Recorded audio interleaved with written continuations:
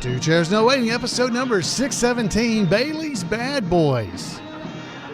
Two Chairs No Waiting is brought to you each week by the folks over at weaversdepartmentstore.com. Drop by over at Weavers and pick up some of the great Mayberry items they got there. Got brand new 60th anniversary Andy Griffith Show shirts, both sweatshirts, t-shirts. Go and check them out. There's 3 different designs. 2 of them are sweatshirts. Great to have. I love them. So go and check those out. While you're there, check out some of the great books. We've got Messages from Mayberry, Andy Griffith Show trivia book, Gomer Says Hey, all kinds of books. Head over to weaversdepartmentstore.com and check it out. Two Chairs No Waiting is also brought to you by donations from listeners like you. The executive producer of episode number 617 is Dixie Griffith, Andy's daughter. Thank you, Dixie. Thank you so much for supporting the show. And thank you for being here in Mayberry with me. It's always fun to be able to spend some time visiting and talking about the Andy Griffith Show. Well, this week we're going to be talking about Bailey's Bad Boy. That's right. It's an episode of the Andy Griffith Show in season 2.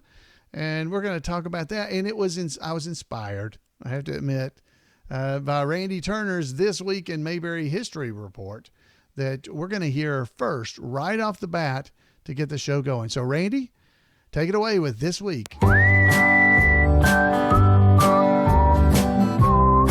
Welcome to This Week in Mayberry History, a report by special correspondent Randy Turner of the Gomer and Cooper Pyle Comic Book Literary Guild of the Mayberry Historical Society.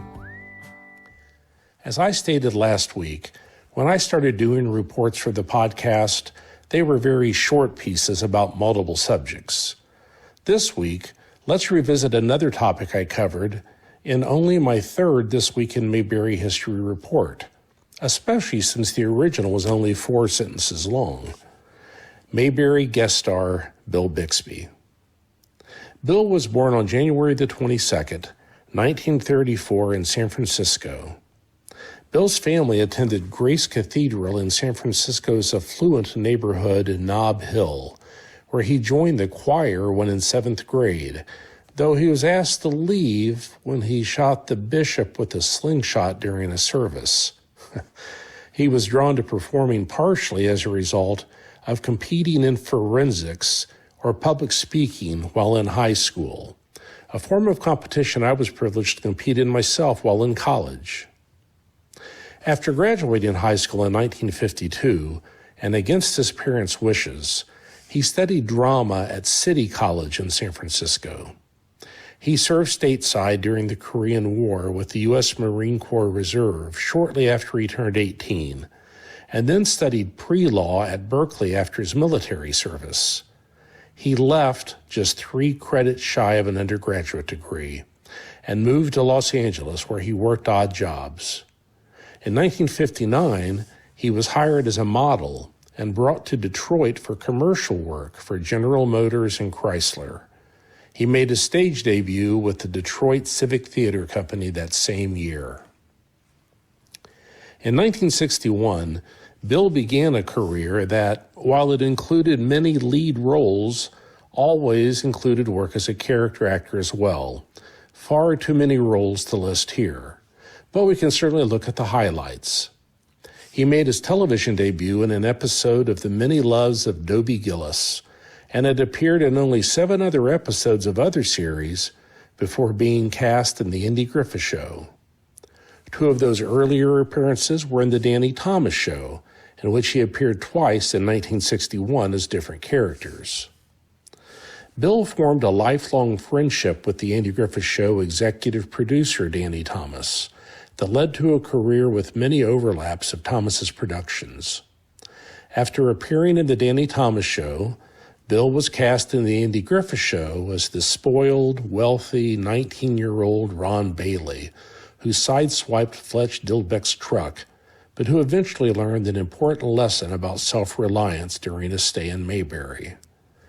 And while certainly a talented actor, Bill was handsome and had a youthful look, so much so that when he played the 19-year-old Ron Bailey, he was actually 28 years old. Bill's first recurring role was in the first season of The Joey Bishop Show, another series for which Danny Thomas was an executive producer. Just as The Andy Griffith Show was a spinoff of The Danny Thomas Show in 1960, The Joey Bishop Show was a spinoff from that series in 1961. During the second half of the season, Bill played recurring character Charles Raymond, a public relations agent. In the fall of 1963, Bill was cast in the series My Favorite Martian as Tim O'Hara, the newspaper reporter who witnessed the crash of a spaceship. The show ranked number 10 in the Nielsen's its first year, making a star of Bill. Unfortunately, the series did not maintain its popularity. It dropped to number 24 by its third season and out of the top 30 altogether by the end of the final year. The show was also expensive to produce and ended in 1966. Bill landed his second starring role in a series in 1969 as widowed father Tom Corbett in The Courtship of Eddie's Father. The series was an adaptation of the 1963 film of the same title, which had starred Glenn Ford as the widowed father and Ronnie Howard as Eddie. Ronnie, of course, was playing Opie in the Andy Griffith Show at that time and filmed the movie during the series hiatus at the conclusion of the second season. In 1973, Bill was cast as the lead in a series for the third time, playing the title character Anthony Blake in The Magician. The show lasted only one season, but is fondly remembered by its fans. In 1975, Bill starred in Disney's family comedy film The Apple Dumpling Gang, starring Don Knotts and Tim Conway. Bill's next series is likely the one for which he is most widely known. He starred as scientist David Banner in The Incredible Hulk from 1977 through 1982. Well before the days of CGI, the green-skinned creature he transformed into when angered or placed under extreme stress was played by bodybuilder Lou Ferrigno. Bill had also worked as a director throughout his career, most notably as the primary director of the series Blossom. He collapsed on the set from complications of his battle with prostate cancer, dying in 1993 at the age of only 59. Well, that's it for this week. As always, thanks for listening. And remember to take care of yourself, take care of one another, and take Andy's advice and go out there and act like somebody. Thank you, Randy, for that wonderful report. If you want to make sure you don't miss out on any of what Randy's doing on the internet related to the Andy Griffith Show, send him an email at turnersgrade@gmail.com. turnersgrade@gmail.com. And he'll make sure you don't miss out on anything. Wow, that was really inspiration for me, that particular report that Randy did, to actually start looking at that episode just a little bit closer. I've watched that one for years, Bailey's Bad Boy, and I've watched it for years, but I never really looked very deep into it. You can head over to Mayberry.info if you're ever looking, and find all the episodes listed there, as well as they're broken down by episode names and seasons and everything, and you can just search for them and you can find about them. And if you know how to do wiki type stuff, Wikipedia and things, you can add information to them. So if you know some stuff that are odd facts known by few, you can add those as well. Anyway, that's a good place to start when you're looking to find out about an episode. So that's where I headed, and it's the Mayberry Historical Society is actually it runs the Mayberry.info website, which is really me, I guess. I run it, but there are people that don't put stuff into there, so that's good. So anyway, I went and I was looking at that, and the main resource I ended up using. Since I talked about in the podcast opening about Weavers a little bit, I didn't talk about this particular book. It's called The Definitive Andy Griffith Show Reference, and it's by Adele Robinson and David Fernandez. This is a amazing reference book. It's not a book just to sit around and read, but it's a great reference book. It's got all the episodes and all kinds of things in it related to those episodes. So this was the 47th episode. It was originally aired on on January the 15th, 1962. This episode, Bailey's Bad Boy. And if you haven't seen it, I'm sure you have, but it's Ronald Bailey, a spoiled rich kid. He's arrested for driving through Mayberry on his way to Miami, by the way. Everybody goes to Miami through Mayberry. I guess that was before there were,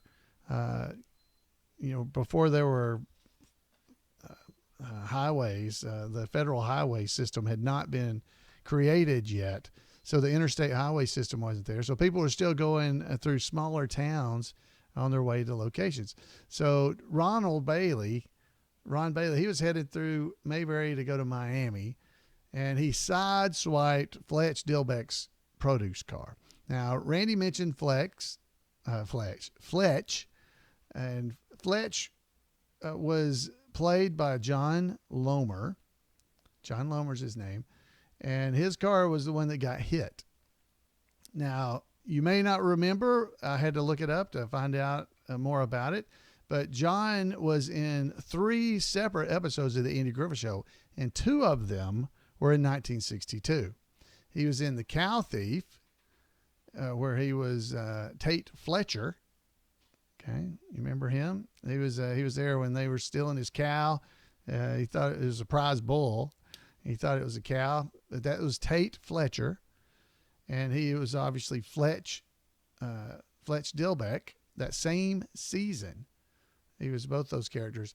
And then in 1964, in Opie's Fortune, when he found the money on the side of the road, he played Parnell Rigsby. He played all 3 of those characters on the Andy Griffith Show. What was kind of amazing to me was that Fletch Dilbeck and Tate Fletcher, that both of those are in the same season, the exact same season. So one was, as I said, the Cow Thief, and it was actually, I want to make sure I was right. It was, I believe, after that, or it was after. It was. I'm looking that up because I forgot to look that up for the show. But those 2 were right together. And I just couldn't believe that he played the exact same basic character in the same season. So, I mean, they were so close together. Actually, Cow Thief was the next year. So that's what it was. So it was the same year, but a different season. Okay, so he did Bailey's Bad Boy. That was in season 2. And that was early in season 2. So then the next year, he played... in the Cow Thief, he played Tate Fletcher.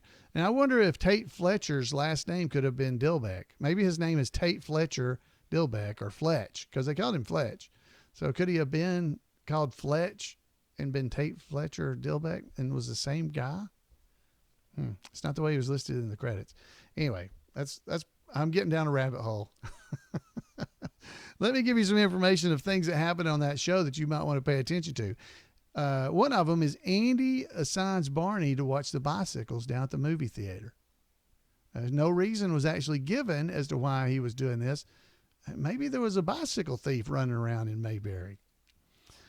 The hours of visiting there at the Mayberry Courthouse at the jail are 2 p.m. to 4 p.m. every day except Sunday. So there's your little trivia. While most of the vehicles used on the Andy Griffith Show series were Fords, Fletch Dilbeck's truck that got sideswiped was a Chevrolet. Maybe they didn't want to hurt one of the Fords, so they used a Chevrolet that they hit. Barney, he gets angry at Ron Bailey for insisting on listening to loud rock and roll music on his transistor radio while he's in the jail. Remember that? He's in the jail cell and he's got his radio out there. What are you doing? He said, don't you guys swing? Of course we swing. We got lots of swings. No, I mean, don't you guys swing? He said, yeah, but we don't use them at night. So remember that whole scene there was hilarious during that show. In the episode, Barney is living in the back room of the courthouse, or at least he's staying there, probably because Fletch was there. Not Fletch, that Ron was there. Ron was having to stay there, so somebody had to stay with him, so Barney was in the back room asleep. Ron's originally, this is a little trivia for you. He's originally locked up in cell number 2. But when Otis stumbles in drunk, young Mr. Bailey is shifted from cell to cell number 1 because cell number 2 is where Otis always sleeps. Now, that's the one on the right, if you're looking over there. It's cell number 2. However, this represents an inconsistency with other episodes. In episode 44, 106, and 155, it's clear that Otis is accustomed to sleeping in cell number 1. So cell number 1 would be on the right, not the left. But in this particular episode, they said that was cell number 2, which makes more sense from the door. You'd think it'd be 1 and 2, left to right. But anyway, that's an inconsistency on the show. So just something else for you to look for. Barney hums Bringing in the Sheaves in order to help Otis fall asleep. Remember that? Otis couldn't sleep. So he goes there. Mm-hmm. Mm-hmm. And Ron Bailey just views the spectacle with disbelief. He can't believe this is happening in this little town. When the Mayberry Courthouse and jail closes on Sunday, Andy puts Otis in charge of taking messages and locking up the place after he sobers up to leave. So Andy Gump was one of Barney's favorite characters in the Funny Papers. Yeah, so did y'all remember that? Andy Gump. Now, how many of you remember who Andy Gump was is a good question. So Andy Gump, I looked it up so you guys would know, you'd know more. And Andy Gump was a character in the comic strips. And you can get on Wikipedia and look this up. He was in the comic strips from 1917 to 1959. So it ran for 42 years, Andy Gump. So there's also a reference in the Mayberry Band episode where he said, you're Andy Gump in it, which is got his chin down. So the character Andy Gump in the cartoon strip, he didn't have a lower jaw. He basically didn't have a lower jaw. So the way he was drawn, he didn't have one. So anyway, that's who he's talking about. A comic strip character, Andy Gump is his name. So you can go check that out too. But it's mentioned at least a couple of times on the Andy Griffith Show. Aunt Bee, Andy, Opie, and Barney regularly make homemade ice cream on Sundays. In this particular episode, the flavor of the day was, do you know what flavor of ice cream they were going to make? Why don't you just go to the store and get it? It's easy. And they're like, oh, no, homemade. You never had homemade ice cream? You're in for a treat. Remember that discussion? Well, they were about to make strawberry ice cream that night. So anyway, so that's those are just the little things that I spotted during the show that I thought you guys would enjoy. It's definitely a really good episode. I always loved Bill Bixby. And, I grew up during the time frame when the Incredible Hulk was probably the more popular show that he had ever been on. And I watched The Magician, as Randy mentioned. I didn't realize it was only on one season, but I remember watching it because I loved magic. So it's always been fun to me that he was on the Andy Griffith Show as well. It's just too bad he passed away as early as he did. He would have been a neat person to have gotten to meet if we could have. So all that information I just gave you, again, came out of the Definitive Andy Griffith Show reference. I definitely want to encourage you to go and check it out. But Bailey's Bad Boy, we see in this episode, we see Opie learn the lesson about paying his own way. When he makes a mistake, he needs to stand on his own 2 feet and meet the responsibilities associated with what he had done. We learn something in this episode, as does Ron Bailey. How many shows today have the courage to express opinions like letting a child or letting a person stand on their own 2 feet to learn something? While it's generous to do, it may not be for the best in the long term. And I just really can't think of any shows now that do this kind of thing. So thank goodness for the lessons the Andy Griffith Show shared with us and the things we were able to learn during it. I want you to head out this week. This is a great time to do it. Go and watch this episode and just enjoy it and watch what happens, because you got this young 19-year-old boy that's going through Mayberry. You know, he's always bailed out by his dad. His dad, who's threatening Andy in this episode, basically Andy and Barney saying, you know, he could have your jobs. But he learned something from this small town sheriff and the people who live there about how to just be a better person. And, you know, that's one of the things I think that we've been lucky with, fans of the Andy Griffith Show. Even if you don't mean to, if you watch the show and you really enjoy it, you can learn some stuff from the different things that happen on the episodes. So definitely go and check this one out. Andy, remember Andy he took Ron with him and Opie fishing. They went fishing, and then we're sitting around there at the house, and he's seeing that Opie comes up and admits, you know, what he had done. You know, he'd broken the window over at Miss Purdy's with a ball when he hit it. And basically Andy's punishment wasn't too bad. He just said he took away Opie's allowance until that debt was paid in full for paying for that window. But Ron, you know, asked him, you know, come on, why didn't you bail the kid out of the jam? And Andy says, oh no, he needs to learn to take responsibility. And I just think that's a really neat lesson that he did. It was definitely a Mayberry moment. And those happen fairly often on a lot of the episodes. I don't think they were ever trying to preach to us or anything. I think that was just part of the character of the show and the characters that lived in that environment and the way that they lived. So definitely go and watch the episode. Pull out your DVDs and watch it.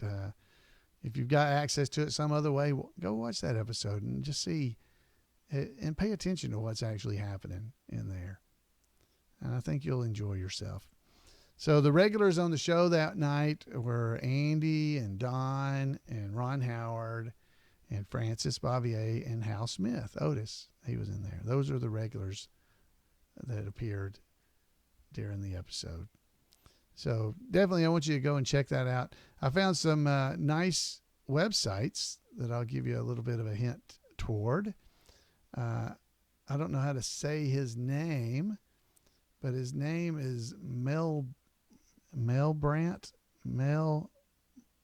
Anyway, I'll have a link in the show note for it. He has a lot of old toys, basically, on his website. And if you go to it, it's melbrnkrant.com, and I'll put it in the show notes. But if you go check out this site, it's a guided tour of Mel Birkenrant. That's what I'm going to say. His collection of, and they're not necessarily Mayberry stuff. The reason I found it is because I was looking for Andy Gump, and he has a collection of Andy Gump stuff at his website, and it explains about it. So just for a little history, so you guys will know, Andy Gump was created by a guy named Sidney Smith, and he had the ideal of the comic strip about this ordinary middle-class family, and that's what Barney's favorite was. So it was called the Gumps. And he actually met a guy through his brother. That's what caused that. So his brother was a dentist, the way I understand this. And there was a fella named Andy Wheat, Wheat. And he's a real person that the brothers knew. And he actually had a problem with a tooth, and they ended up having to remove his lower jaw. So when Smith saw him, he actually got the idea of Andy Gump from Andy Wheat. Now, Andy Wheat, rather than being mad or upset about this, he eventually changed his last name to Gump. He changed it because he looked so much like the character that he ended up changing his actual name to Andy Gump. So, hey, just a little trivia for you. Stuff I didn't know. I didn't have any idea about this, but it was just a fun story as I started reading up on it. I was like, oh my goodness. So he became Andy Gump himself. And there you go. So, like I said, I went down a rabbit hole studying for this episode tonight. And it definitely wasn't a Mayberry thing necessarily, but it was tied into the Andy Griffith Show.